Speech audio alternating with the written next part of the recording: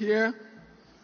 I want to recognize our leader, nnamdi Kanu. I want also to recognize our Prime Minister, His Excellency Simon Ekpa. They have given our people hope. They saw the tribulations our people are passing through, and they have done the needful.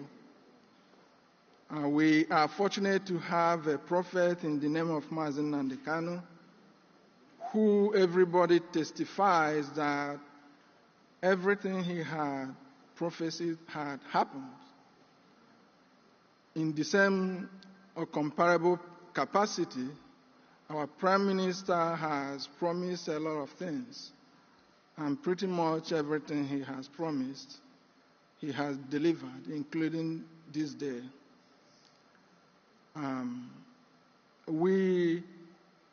The Declaration Committee met severally and documented all our grievances, and I have their mandate to read them today for you, for everyone present here to endorse.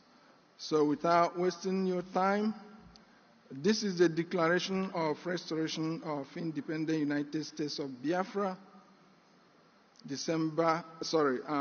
Today is November 29, 2024, here in Lahti, Finland. We, the officials of Biafra Republic Government in exile, Biafra de facto government in the homeland, and the delegates from across the world representing the constituent states of the United States of Biafra, who collectively and individually advocate for self-preservation of our people in the face of unrivaled genocidal onslaught by Nigeria government against our people in Nigeria and the 40 states of the United States of Biafra, have gathered here in Lahti, Finland, this day, November 29, 2024, to make the following declarations. Whereas we have endured political marginalization, economic deprivation, periodic massacre of Biafra people within Biafra land and across Nigeria since the 1914 amalgamation and creation of Nigeria. Whereas we have endured all this in hope that one day things would be better.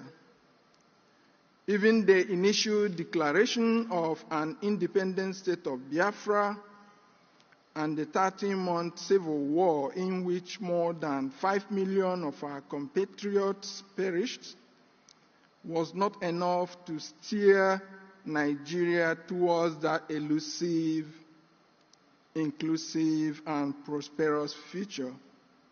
Rather, despite its false claim of no victor, no vanquished, and false promises of the triple R, which refers to reconciliation, rehabilitation, and reconstruction, the Nigeria government constantly pursued a winner-takes-it-all policy discernibly reflective of a master-slave relationship.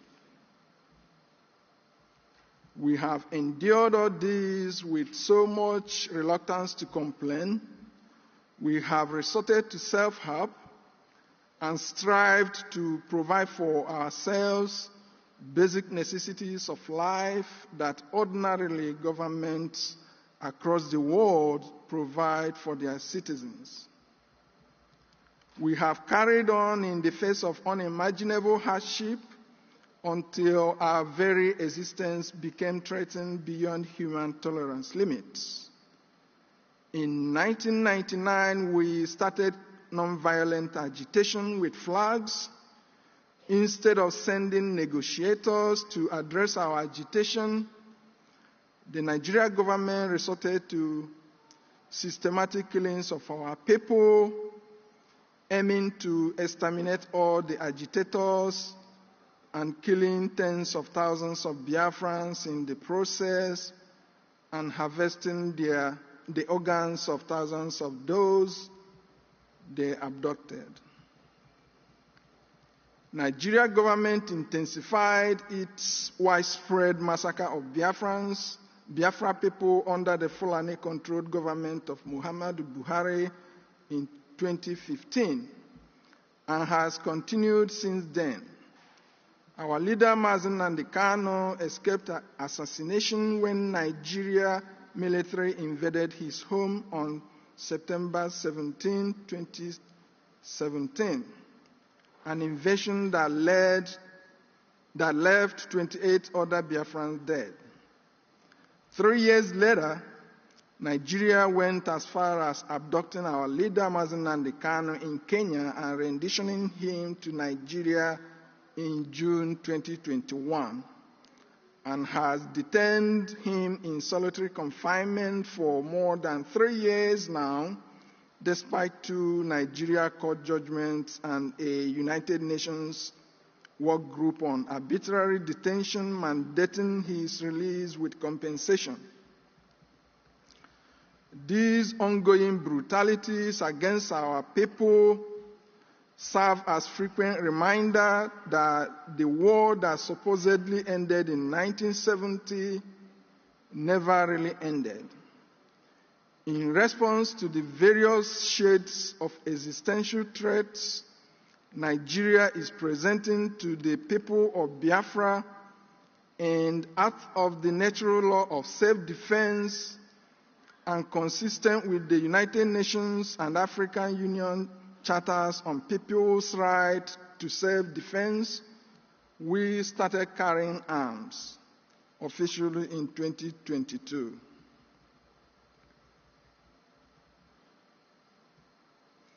Now, therefore, to protect ourselves from government-sponsored violence, we have reached an incontrovertible conclusion that self-determination and self-governance are the only viable permanent solutions against ongoing violence orchestrated by the Nigeria state against the indigenous people of Biafra, and both give us state power to protect ourselves from external aggression such as invasion by Fulanis from other countries, which Nigeria is not preventing but facilitating.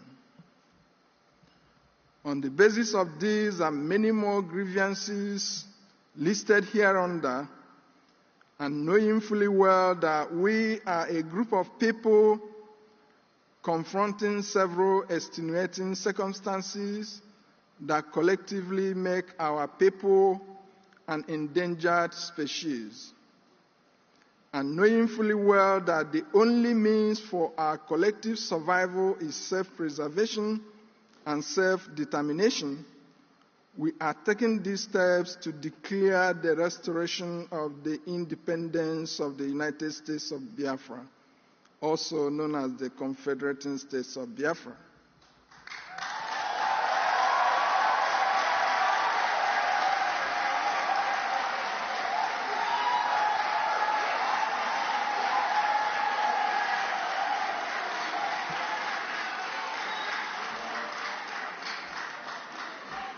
Before independence in 1960, population distribution in Nigeria conformed to global trends, in which population centers are in lower elevation regions with better climate and easy access to water, food, and shelter. In 1960, Nigeria was comprised of 3 supposedly equal regions: North, with 14 provinces, East with 12 provinces, and West with 9 provinces. This meant that the North had 14 provinces, while the South had 21 provinces. However, after independence, and with political power in the hands of unscrupulous elements from the North, the geopolitical distortion began in the most senseless manners. Nigeria became a country where human settlements violated laws of nature, with outrageous claims that more people live in the hot, arid North than the mild coastal South.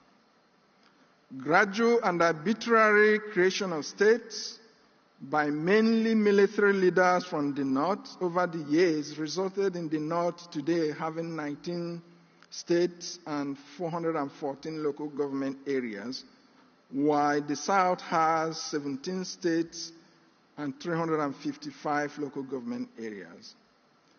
This distortion in the geopolitical structure of Nigeria has been used to politically and economically marginalize the people of Biafra. Because the number of states and local governments are directly used for political representation and revenue allocation to the disadvantage of the South, even though as much as 90% of the resources sustaining Nigeria come from oil and gas resources in Biafra land.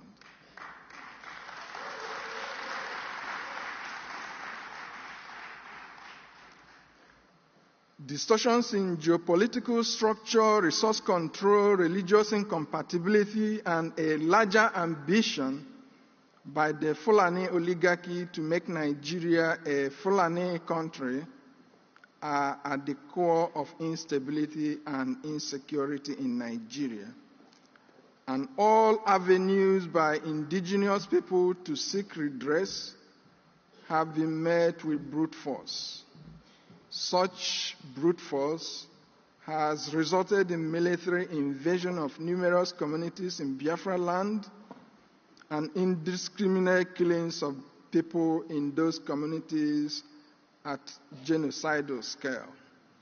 For example, Section 1 of the Biafra Declaration Handbook captures several of the Nigeria government-sponsored killings in the hinterland of the United States of Biafra, also called the Southeast, as well as the South-South. Notably, a Zoo River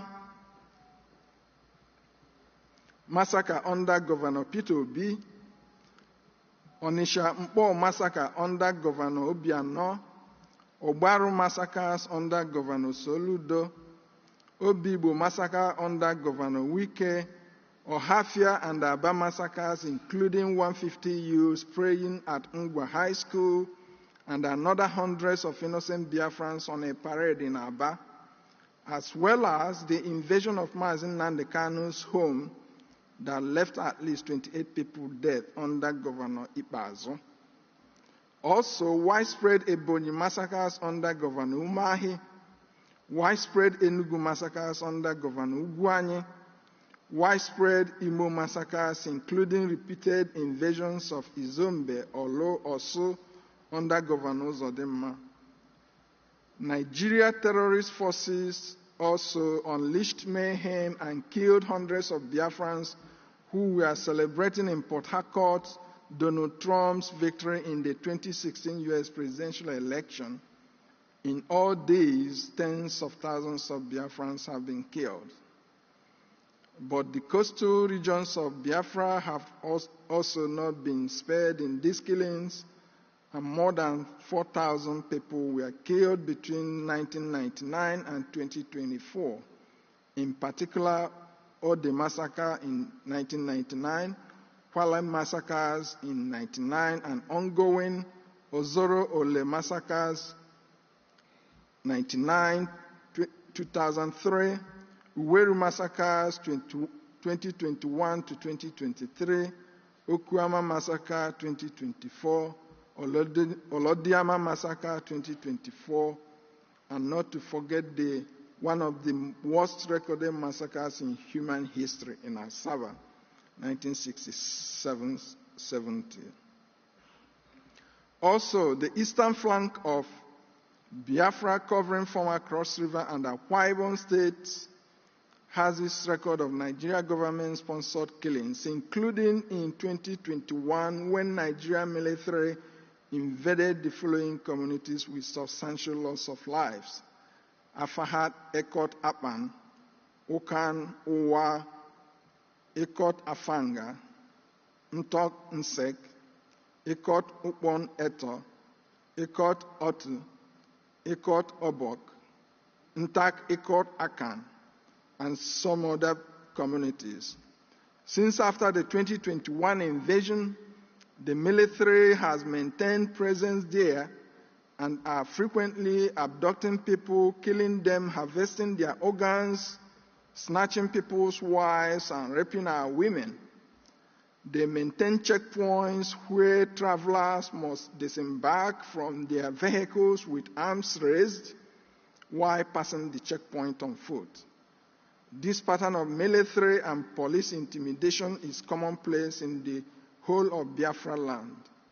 It beats our imagination how people's lives can be devalued this much in one's native country.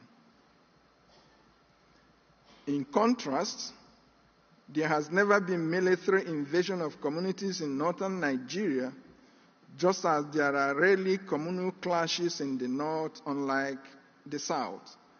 Because of Nigeria government's divide and rule strategy in the south, several communities are separated from historical alliances and forced into new ones, often with poorly defined boundaries.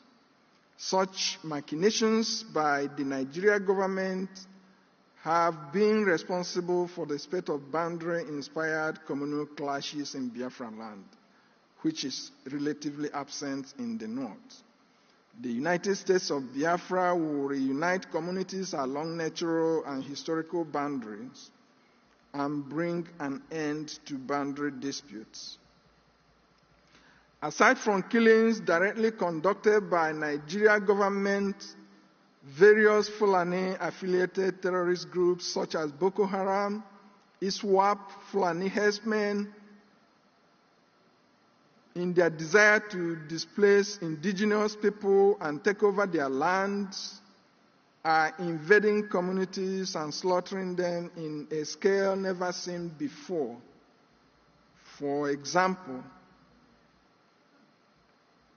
many Fulani installed kings and political appointees forcefully seize indigenous people's lands and transfer the lands to Fulanis.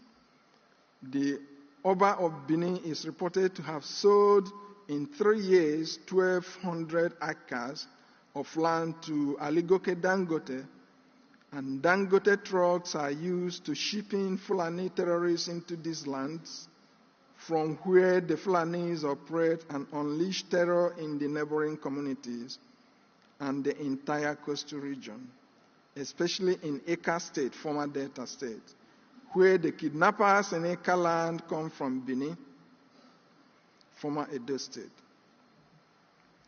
The Fulani terrorists and kidnappers in Awo, in Abovo County, reportedly will make you cook for them, cook for the terrorists, and have you watch them rape your wife in order to spare your life. And you have to pay 5 million naira for them to release your wife to you. Furthermore, kidnapping and rape by Fulani herdsmen in several communities in Delta State like Ibide and Avre in Isoko have been reported. Such attacks have contributed to farmers not being able to access their net lands, resulting in widespread hunger and poverty.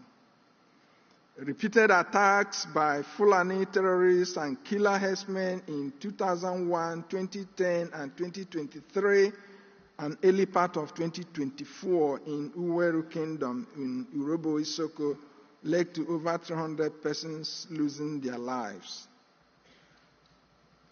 In the eastern flank of the United States of Biafra, Fulani terrorists are operating unchallenged as they have established terrorist cells at Obanliku, Obudu, Bumaji, Ogoja, Akampa, Mbak, which they renamed Nasarawa, Bogobri, where they sell human parts of those they killed, particularly those that are unable to pay ransoms. Often the military is accused of complicity or in the minimum unwilling to prevent or stop these atrocities from happening. It was on the account of this that General T.Y. Danjuma famously said that the military colludes with the invading terrorists, and that if we wait for the military to protect us, we would all die. And he consequently asked indigenous people to explore opportunities for self-defense. And that's what we are doing. We are not committing terrorism. Rather, we are defending ourselves against terrorism.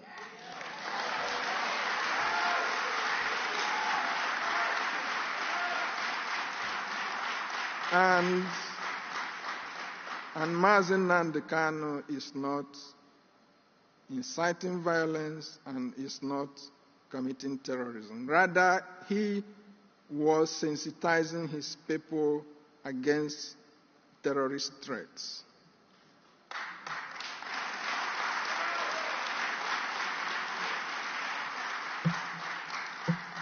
In the same vein, our Prime Minister, Simon Ekpa, is not committing terrorism.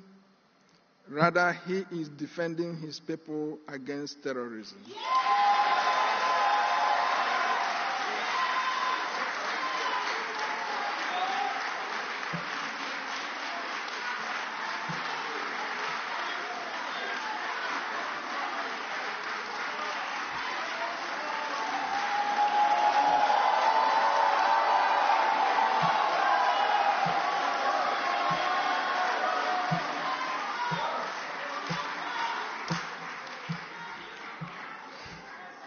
I stand here to say that all over the world, killing people is called homicide, and it's a crime.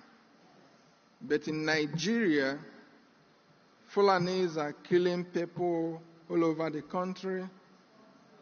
They are committing homicide, but the Nigerian government doesn't treat their killings as homicide. Rather, they give them all manner of entitlement. Okay? Rather, what they treat as terrorism is you defending yourself. So,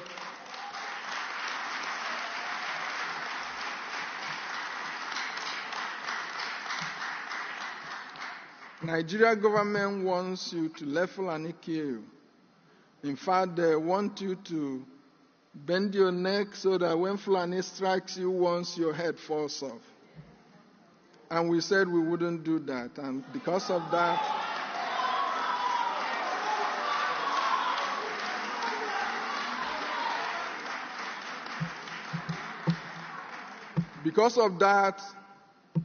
we are hell-bent defending ourselves against terrorism, including against Britain.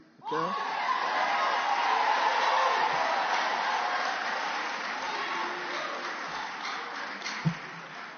BBC interviewed Ahmadu Bello in 1964.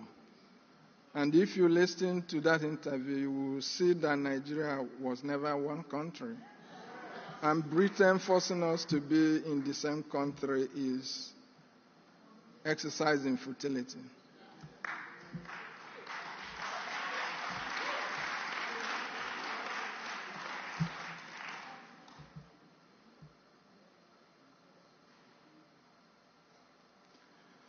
Since the April 14, 2014 abduction of the Chibok girls and Nigeria government's refusal to rescue the girls, Boko Haram and other Fulani invaders have acted with so much impunity. leaving extreme savagery in their trail. October 30, 2024, the press reports that Fulani invaders have taken over the largest Nigerian military training camp in the north. There is no word yet from the government. Even the blind can see the game plan. As Nigeria deployed its military down south, foreign invaders overrun the north. The entirety of the confederating states of Biafra have come to the realization that without state autonomy, it is impossible for us to exercise full control over our land, which makes it easy for grabbing by invading terrorist headers who, despite being armed, also enjoy protection from the military if indigenous people are to confront them.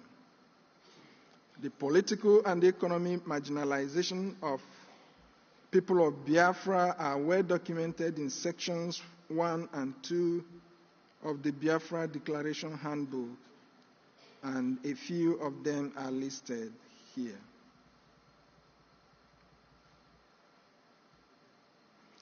The section titled Man's Inhumanity to Man, Nigeria's 1999 Constitution, a travesty, narrates how Nigeria's exclusive list is a grand plan to dispossess us of our natural inheritance. It is noteworthy that while the Nigeria government has added every imaginable resource in the south to the exclusive list, comparable resources in the north are left under the control of the north, such that oil, gas, and solid minerals, including salt, in the south are in the exclusive list and therefore under the control of the Nigeria government. Whereas similar resources in the north, for example, gold in Zamfara, is not controlled by the Nigeria government, it is controlled by Zamfara people. While Nigeria government cuts away the proceeds from oil and gas exploration, our people are left to suffer the environmental degradation caused by exploration and production activities and the associated oil spills that have ruined aquatic life, fishing, and access to potable water in the region. Preceding the 1999 Constitution was Abuja 1989 Declaration that set out an Islamic agenda to transform Nigeria into an Islamic state. They sought to make Nigeria a member of the Organization of Islamic Cooperation, ensure that Muslims control strategic positions within the country, and ultimately have Nigeria ruled by a president and vice president of the Islamic faith, a feat they have achieved with the 2023 selection and coronation of Bola Ahmed Tinubu and Yerima Shetima as president and vice president, respectively. Aside, many indices of religious incompatibility abound and frequently lay bare the deceit of one Nigeria. Times without number, Christians and Biafrans are killed by the Islamists in Nigeria over events that happen outside Nigeria. Notably, Nigeria was the only place in the world where Christians and Biafrans were killed over the U.S. war against Taliban in Afghanistan in 2001. Whereas in other parts of the world, people protesting against the war burnt only American flags and George Bush's effigies. Likewise, a Danish cartoon of Prophet Muhammad in Denmark in September 2005 meant that many more Christians and Biafrans had to be killed by the Islamists in Nigeria. Between 2006 and 2007, hundreds of Biafrans were killed in various Islamist protests against the Danish cartoon of Prophet Muhammad in the north, notably on February 18, 2006 in Maiduguri. Northern states started implementing Sharia law after Nigeria swore in a president of the Christian faith, Olusegun Obasanjo, in 1999. States in the north, led by Zamfara State, started implementing Sharia law in 2000, and by 2002 it quickly spread across the north, and its spread was accompanied by religious violence against Christians, resulting in the massacre of thousands, most of them Biafrans. The Sharia law in the north under Obasanjo was the northern Islamic states' protest over having a Nigeria president of the Christian faith. Obasanjo had promised that Sharia implementation would fade away. Rather, it has flourished. The North has created Hizbah police to enforce Sharia law. With the enforcement of Sharia, they destroy businesses owned by Christians and Biafrans in the North. Nigeria was founded as a secular state, which it has lost by the impunity of Sharia law in the North and other excesses of their Islamic agenda. Today, they want to make Sharia law a federal law. As the month of October 2024 draws to a close, the Islamists in the National Assembly introduced a bill to make Sharia law a federal law. Despite the turmoil in the country, they are moving full speed with their Fulanization and Islamization agenda and don't give a damn about those resisting their agenda. Also, in many respects, Olusegun Obasanjo created the prevailing political succession challenges in Nigeria when he single-handedly prevented his vice, Atiku Abubakar, from succeeding him in 2007. Obasanjo sponsored someone else, Yar'Adua, who would die only 2 years into his presidency, making the Fulani accuse Obasanjo of knowing that Yar'Adua would die and consequently demanded the presidency returns to the north, even though Yar'Adua's vice, Goodluck Jonathan, constitutionally becomes the president in the event the president vacates the office by death. Given that implementation of Sharia in Nigeria was under a Yoruba president and a Muslim pair also under a Yoruba president, among other things, we can confidently conclude that Yorubas have served as willing tools for Islamizing Nigeria and shortchanging the South.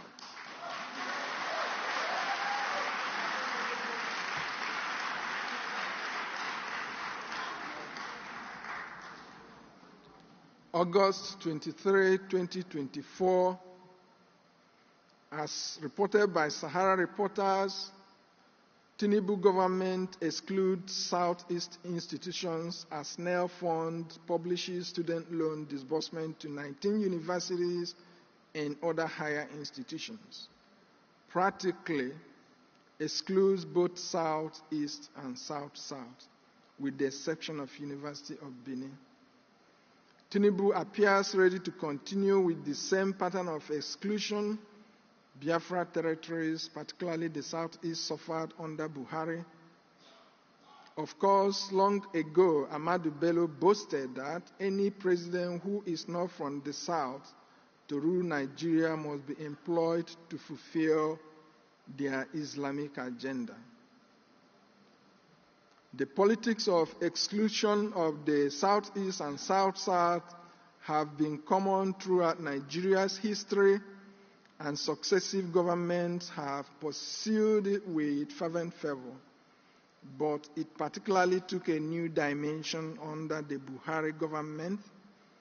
During Buhari's tenure, he borrowed money from international lenders, including 16 trillion naira meant for poverty alleviation, and spent all to the exclusion of the Southeast and South-South.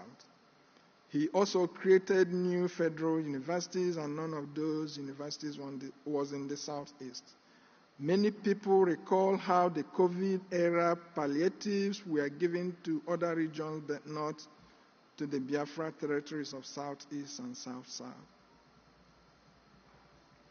No other group of people in the world can take even 1% of the maltreatment Biafrans have endured in Nigeria.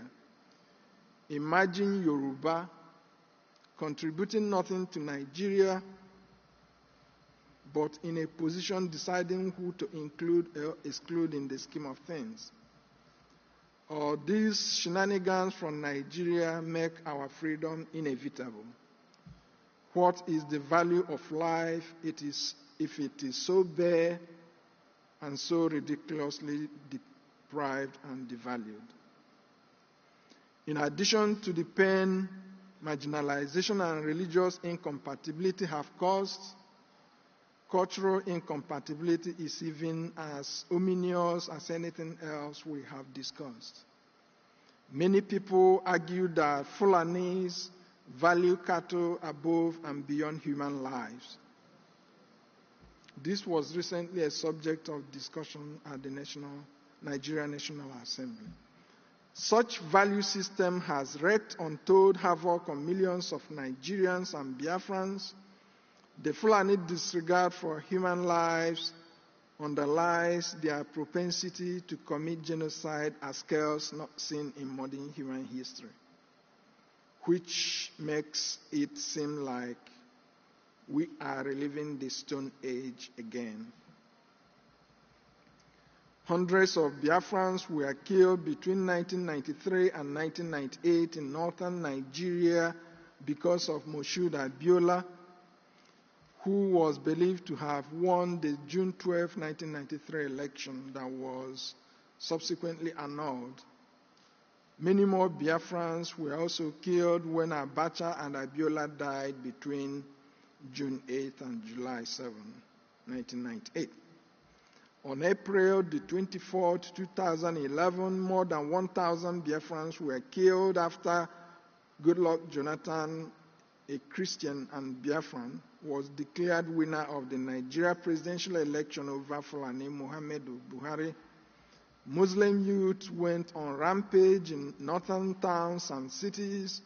Among those that died were Obinna Okpokiri, who returned from London to participate in the National Youth Service Corps program and was posted to Bauchi State. Also killed was Eukaria Remi, a 2010 graduate of the University of Nigeria, serving in Damaturu, Yobe State. Several of these Islamist-inspired killings are spread over northern Nigeria and can occur at any time without notice.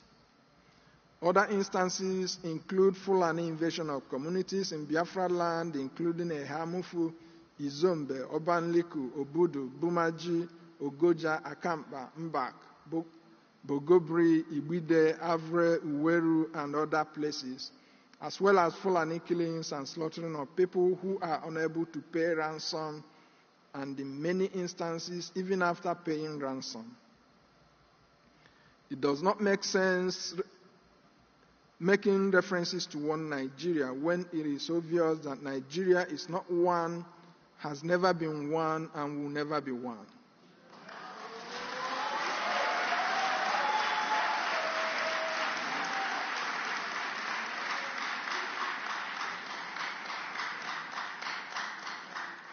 Anybody that listened to Ahmadu Bello and his doctrine of Igbo hate and exclusion as he encapsulated in his notorious interview with the BBC in 1964, which is the template the Fulani has been acting out, as evidenced by Yerima Shetima's late infamous phone call with Ibikunle Amosun and still thought there was a country called Nigeria or one Nigeria, that still believed the disparaged group belonged together with the disparaging group, must share some responsibility for the avoidable carnage from the forced union of people that have nothing in common.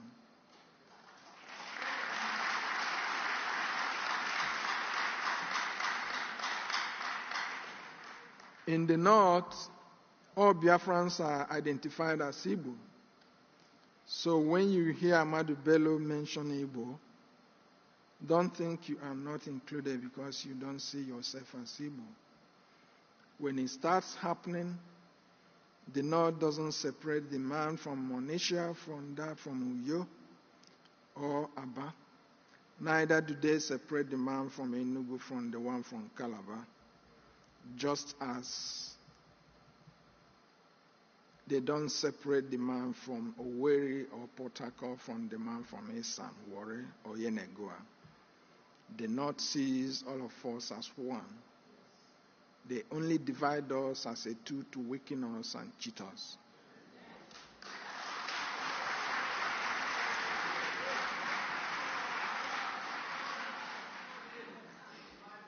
We cannot be second-class citizens in our native country.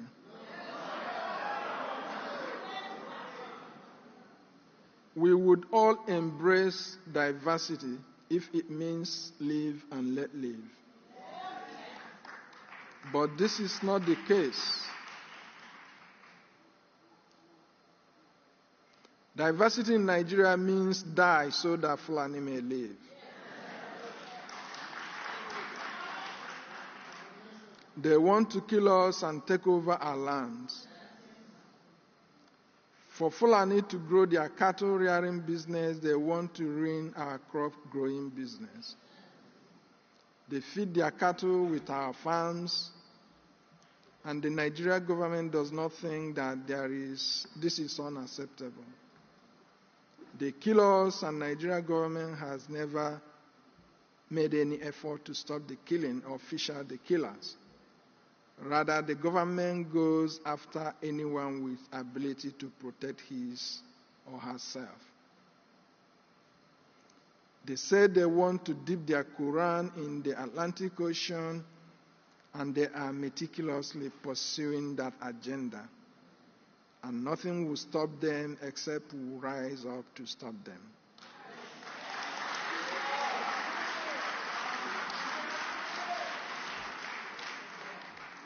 Of course, as we are doing.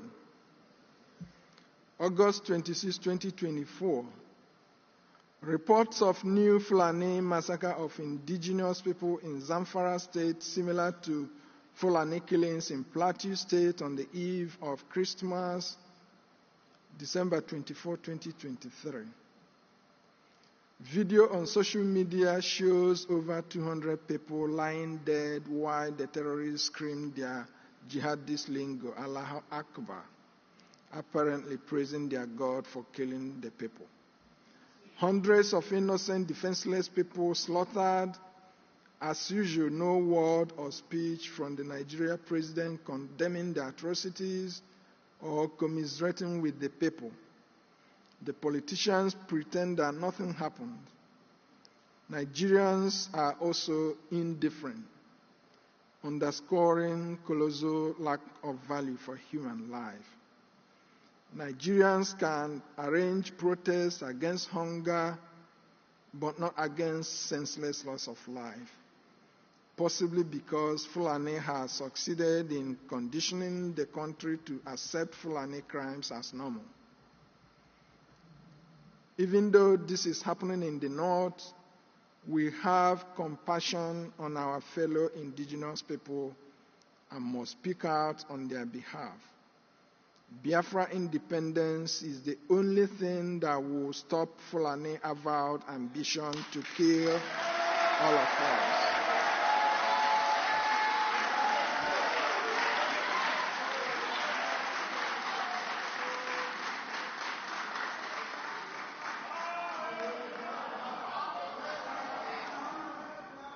September 27, 2024, Biafrans are stunned by the report of Nigeria government's plan to relocate people displaced in the north to Ehimembano in the former Imo State. Nigeria, having failed to protect its citizens from external aggression, now by this act appear to be ceding to the terrorists control of the places they have invaded and displaced indigenous people. Nigeria can deploy its military to regain control of these places and return the displaced people to their ancestral homes. But Nigeria can deploy its military to kill Biafrans resisting the invasion, and now have the effrontery to even think of bringing the so-called displaced people to the region they have until now defamed as being insecure. If you allow these people into Biafra, it will not be long before they would ask for more land. They would want an emir, and they would want Sharia. In other words, whoever that is planning to bring the so-called displaced people are invariably laying foundation for perpetual conflict in the future. Nnamdi Azikiwe mortgaged our future in one Nigeria, but Hope Uzodinma appear hell-bent on plunging our future into a bottomless pit abyss. Biafrans will not let that happen.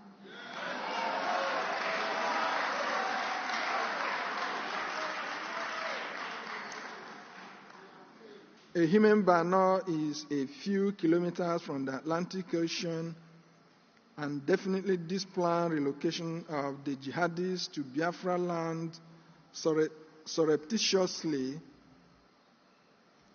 brings to reality their age-long desire to dip their Quran in the Atlantic Ocean. We will not let that happen.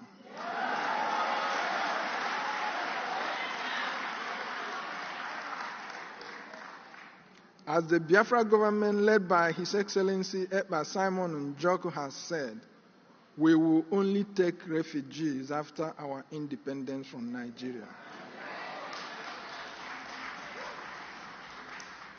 As November 2024 rolls in, Lakurawa, a new entrant into the Nigeria terrorism industry, emerges in the Sokoto and Kebbi parts of the Northwest, and within days has killed scores of people.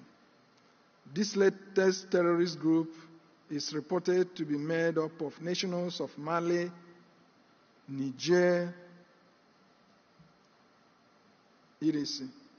Terrorists will keep coming because Fulanis and jihadists from all over the world have seen how easy the Nigeria government has made invading its territory and killing indigenous people or abducting them for ransom. It is left for us to do nothing and be killed, or do something and be free.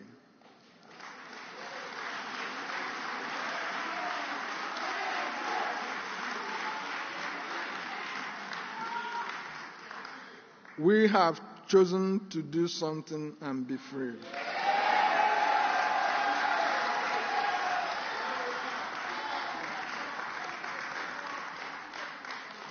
Fulani would like to argue that ECOWAS treaty allows free movement of people, even though ECOWAS treaty may have allowed free movement of people through defined ports of entry and exit, and not through the bushes. No country would be obligated to uphold a treaty that creates existential threat for its citizens.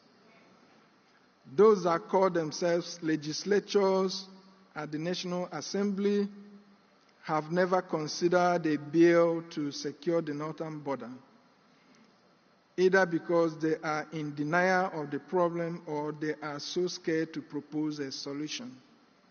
As such, are willing to let defenseless indigenous populations slaughtered every day. Now, therefore, in the circumstances, the inhuman experiences we have been subjected to, and out of conviction that the oppressors are increasingly more brazen, will stop at nothing in their desire to deprive us of amenities of life, eliminate us, and take over our natural inheritance, we, the people of Biafra, are left with no other choice than to take concrete steps to self-preserve and self-determine.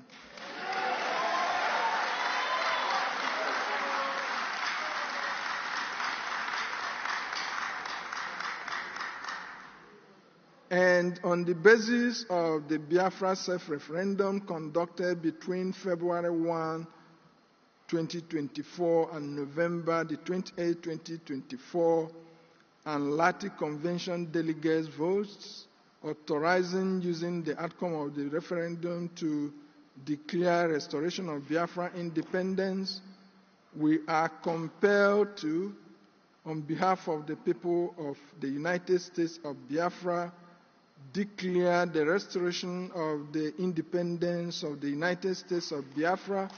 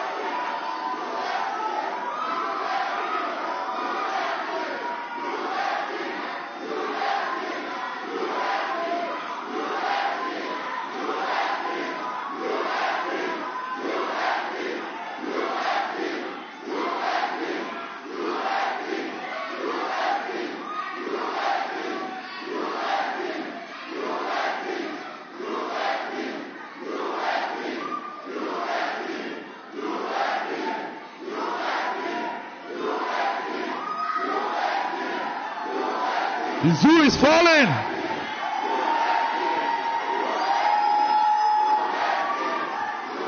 The zoo has fallen. The zoo will crumble.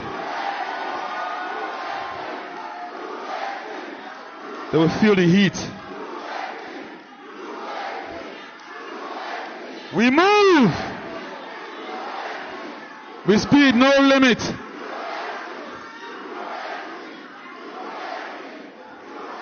They don't know what is coming. The zoo has fallen.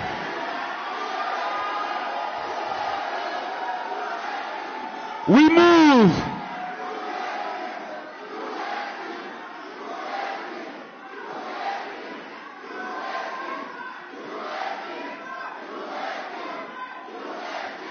Yes. Yes.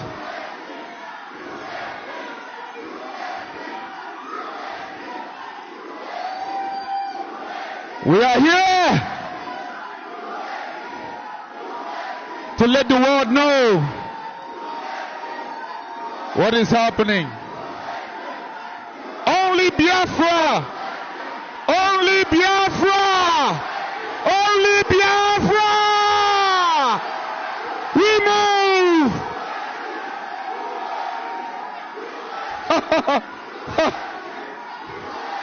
Yes! Yes, the land of the rising sun, the children of God, the chosen ones. Yes, We are here. Finland, we are here. Yes, sir. The zoo don't know what is coming. Yes. Yes. We move. High spirits. The zoo has fallen, finally. Finally, the zoo has fallen. They don't know what's coming, did they? Yes. Yes. It's high time. Nebo! It's high time. We move.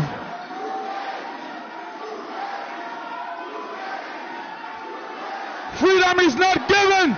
Freedom is taken. You must understand that. Thank you so much, Finland. Please go back to your seat. Thank you so much. God bless you. God bless you. Thank you so much. Please, can you go back to your seat, please?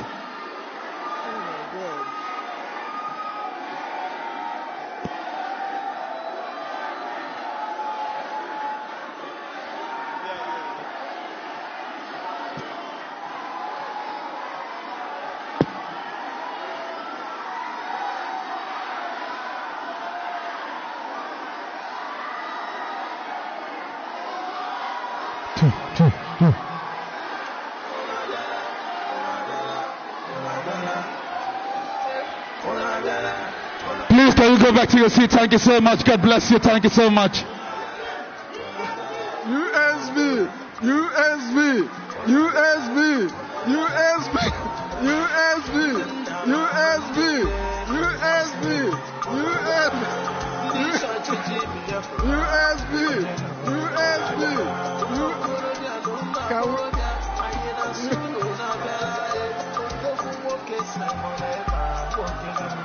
Oh my God.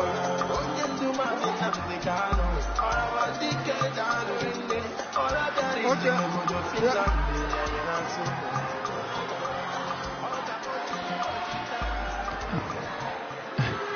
Thank you. Thank you. Thank you so much. Thank you, my fellow Biafrans. Thank you so much. Please, let's sit. Let's sit, please. Let's sit, please. Yes. Let's sit, please. Let's sit, please. Please have a seat. Thank you so much. Have a seat. Yeah. Let's sit, please.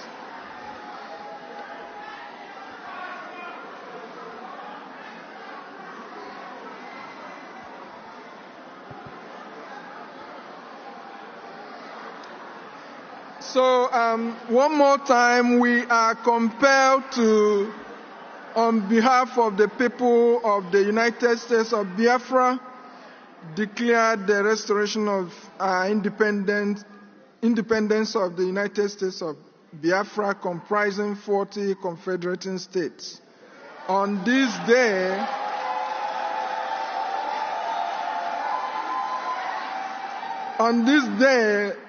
November 29, 2024.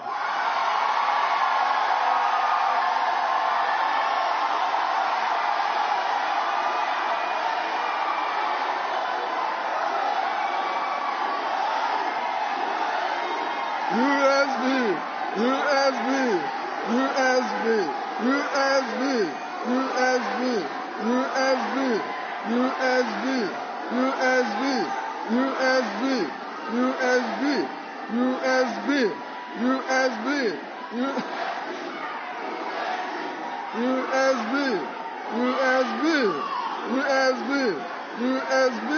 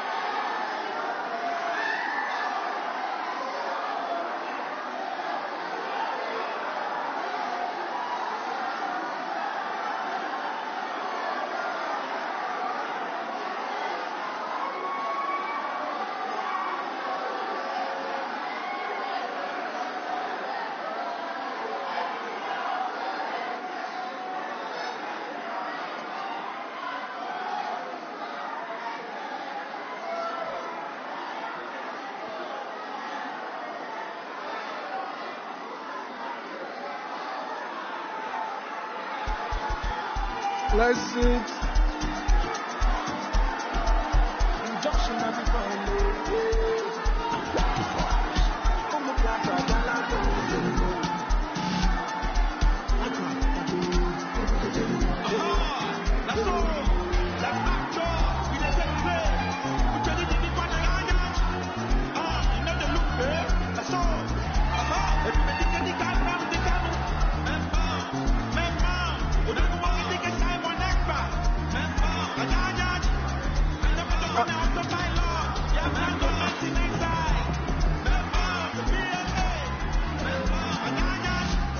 Let's keep going. Let's keep going, please. Let's keep going, please. Let's keep going, please.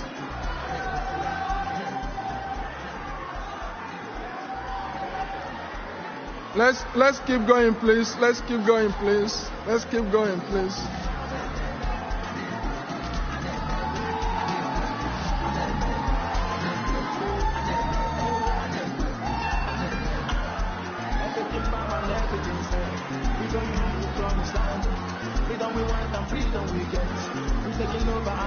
Let's keep going, please. Let's keep going.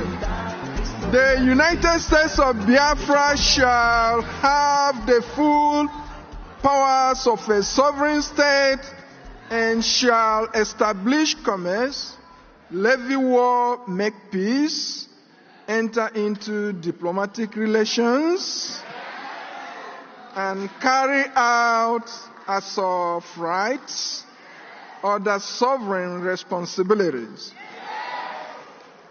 As a democratic state, reassure protection for all persons, local and foreign, and their properties and businesses within our territory. Until that day and time, a substantive constitution will be adopted. The affairs of the people of the United States of Biafra will continue to be piloted by a transition government to be constituted during or after this convention by the United States of Biafra Prime Minister.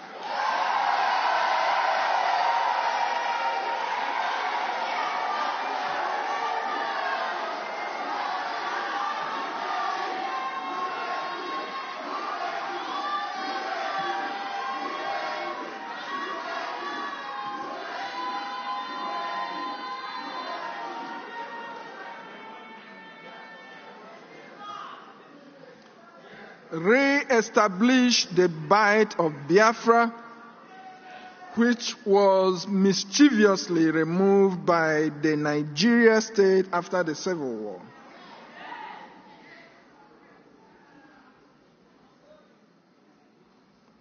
Reaffirm our confidence in the Prime Minister, His Excellency Ekpa Simon Njoko, and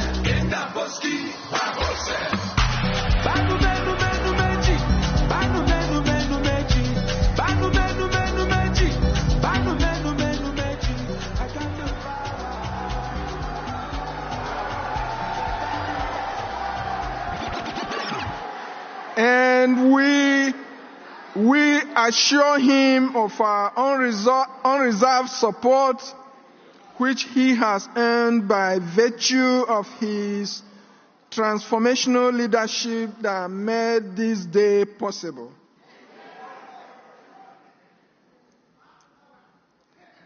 The Biafra Declaration Drafting Board signs the declaration statement, which will be endorsed by everybody in this convention.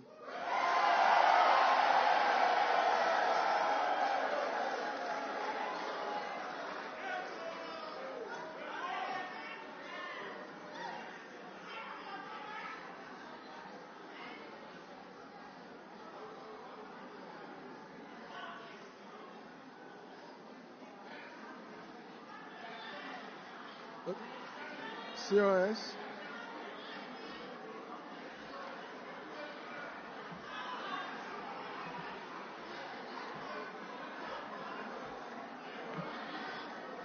Who stands in for them?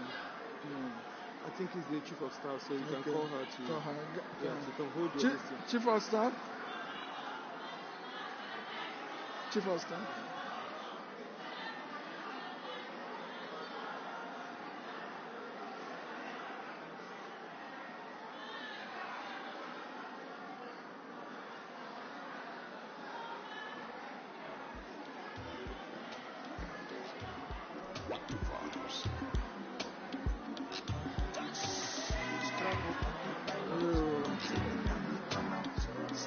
I have to read.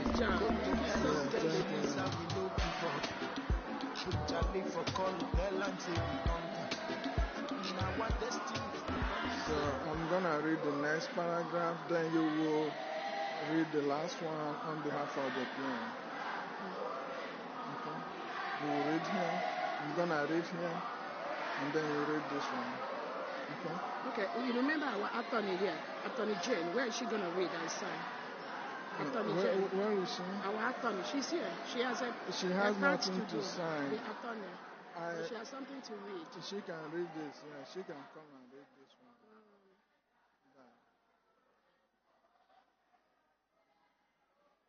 The Prime Minister do solemnly proclaim that the territory. Yeah, I'm going to read this.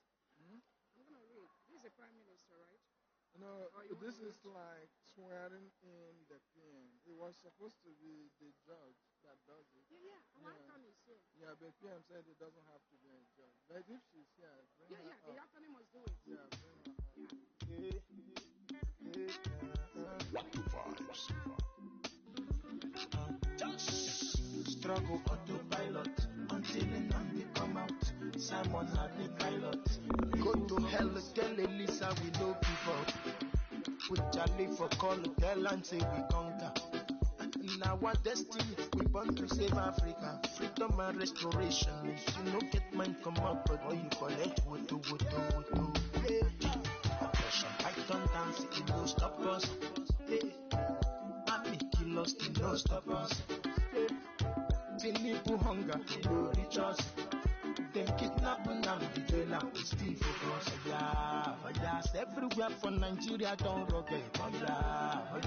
We put the struggle for the pilot. Nigerians they complain, say hunger too much, say suffer too much. But my people gallant, 10 billion thanks to Timoju, Nnamdi Kanu, Simon Ekpa, all in Biafra. Amen, hallelujah. Amen, hallelujah. Amen, hallelujah. Biafra when independence. No, where I will read the affirm. Yeah, I affirm at the end. Okay. Yes. Okay. So now that. So this is supposed to go first. Your grandfather do this. Do what I do, man. So So dope.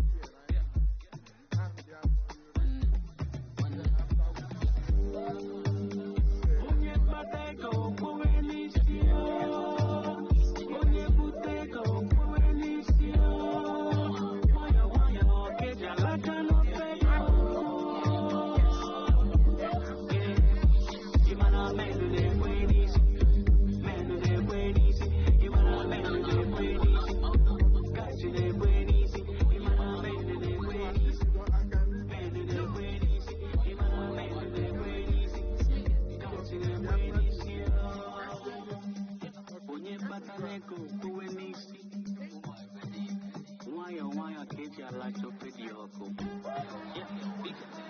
Hello, the United States of Biafra.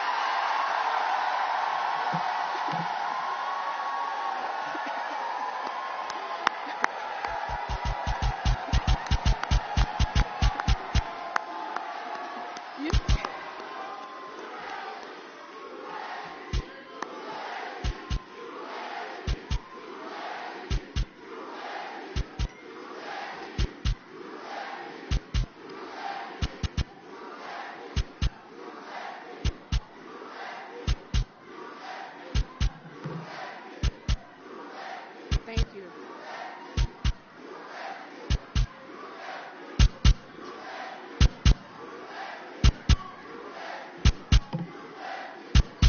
All right. Thank you so much.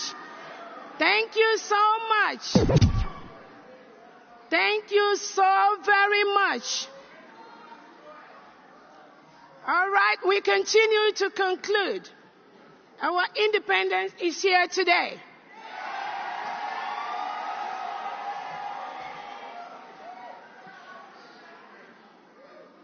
On behalf of the Prime Minister, His Excellency, Ekpa Simon Njako Obatobie, the Prime Minister of the United States of Biafra,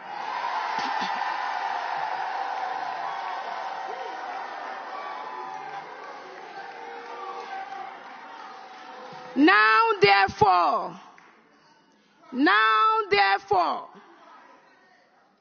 the Prime Minister of Biafra Republic Government in exile, His Excellency Ekpa Simon Njako, by virtue of the authority and pursuant of the issues and principles recited above, do hereby solemnly proclaim that the territory and region under the 40 confederating states of Biafra, together with her continental shelf and territorial waters, shall henceforth regain her independence and act as an independent sovereign state with the name and title of the United States of Biafra.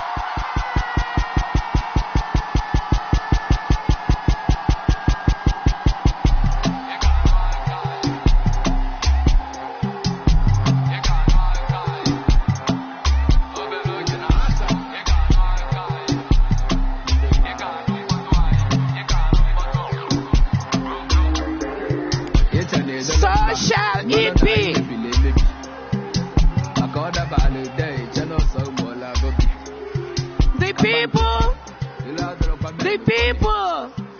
The people of the United States of Biafra want to be free in a country where the police and the military are sworn to the Constitution and not to the president, head of state, politicians, or anyone else, where no man is above the law, where the police and military are empowered to question inhumane orders from unscrupulous politicians. And if such order is to invade a community and kill everyone there, they will say, hell no, what are you talking about? What the hell are you talking about? The United States of Biafra, as an independent country, joins the United States of America in proclaiming that all men are created equal.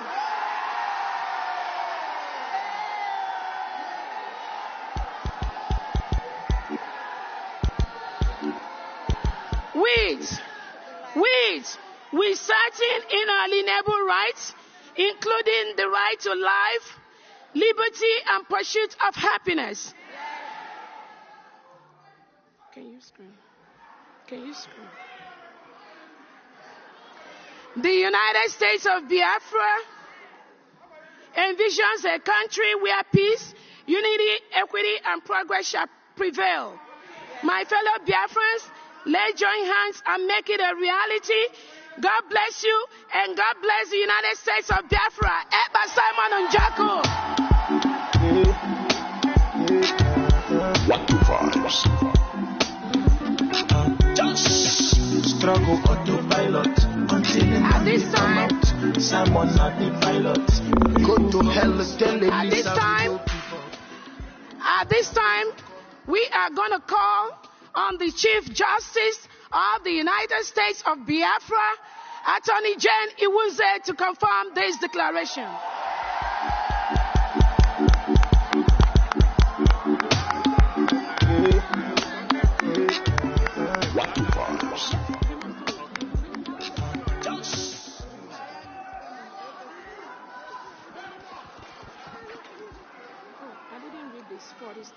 Okay.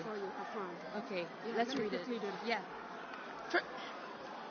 Fellow Biafrans, I hereby mention the 40 states of the United States of Biafra: Aba State, Adoka State, Afema Igodomigodo, Ahoda, Apakip Oro, Alanso, Aludo, Anioma, Branem, Calabar, Ebonyi, Ebube, Eda, Enugu, Epie, Esan Igodomigodo, Ezani, Iden Igodomigodo, Idun Ibon, Igala State, Ibani State, Ika State, Ikemba State, Ikom State, Ikwimisia State, Itayanan, Iwere State, Iwuroha State, Odumegu State, Obuya State, Ogoja State, Ohabuenyi State, Ohuku State, Okigwe State, Omambala State, Olu State, Owerri State, Kwa State, South Atlantic State, Uroba Isoko State. Welcome to the 40 states of the United States of Biafra.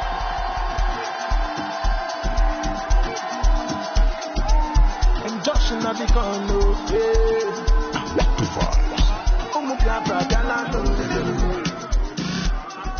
Thank you.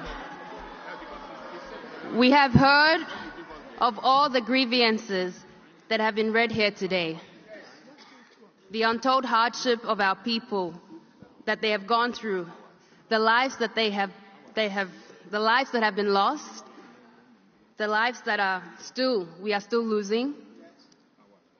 As a member of cabinet, I stand here to affirm, on the basis of the grievances and of the referendum, for our forefathers, for this generation, for the next generation to come, I affirm the Declaration and Restoration of the United States of Biafra.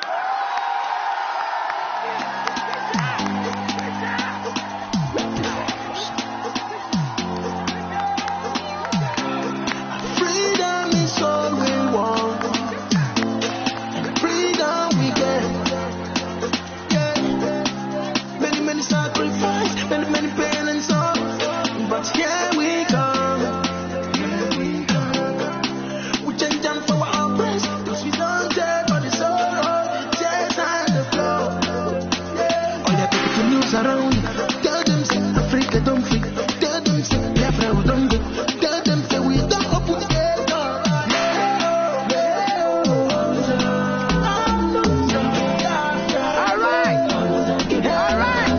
Open the gate of freedom of the people. Freedom's now. We got them all.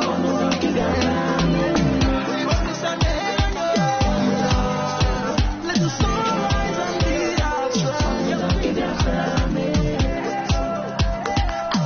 All right, dear friends. All right, dear friends.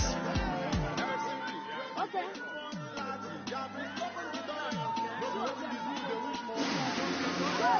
You know how they kick us before sneaking in all the more. You increase us like sand up seashore. Water make the world run for. Simon is sure. Where the guys are open the gate. Police are about to open the gate. Oh, get it, open the gate. Biafra gate. You go people. Biafra open the gate. Fast and not what you will open the gate. Tamara Ayeba open the gate. Biafra gate.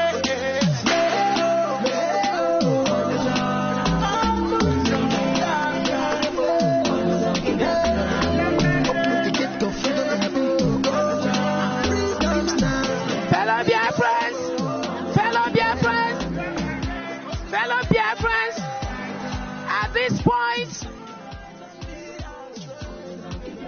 we are going to lower the flag of Nigeria and raise the flag of the United States of Biafra.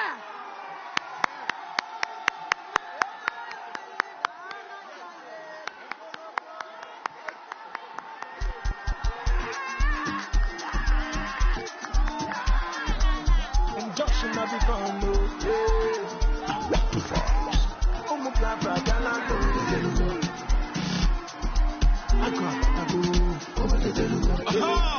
That's all. That's not all. We don't take praise. We tell you the deep one you know the look there. That's all. Everybody can be nnamdi kanu, men mount. Or do you want to take a time on Ekpa? Men mount. And yard. And the one out of my lord. You have done government in exile.